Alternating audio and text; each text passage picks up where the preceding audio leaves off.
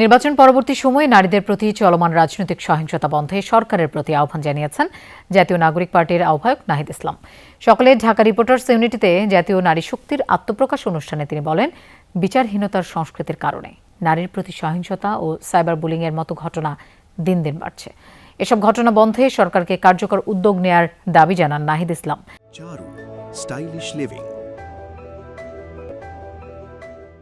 অনুষ্ঠানে মনিরা শারমিনকে আহ্বায়ক ও ডাক্তার মাহমুদা আলম মিতুকে সদস্য সচিব করে জাতীয় নারী শক্তির 3 সদস্যের কমিটি ঘোষণা করা হয়।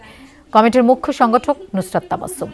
এনসিপির সহযোগী সংগঠন হলেও নারী শক্তি স্বাধীনভাবে কাজ করবে বলে জানান নাহিদ ইসলাম। নাহিদ ইসলাম বলেন, জুলাই অভ্যুত্থানের সম্মুখভাগে যেসব নারীরা ছিল, প্রতিপক্ষ শক্তির বুলিংয়ের কারণে তাদের অনেককেই হারিয়ে গেছে। নারী শক্তি তাদের আবারও রাজনীতিতে ফিরিয়ে আনবে বলে আশা নাহিদ ইসলামের।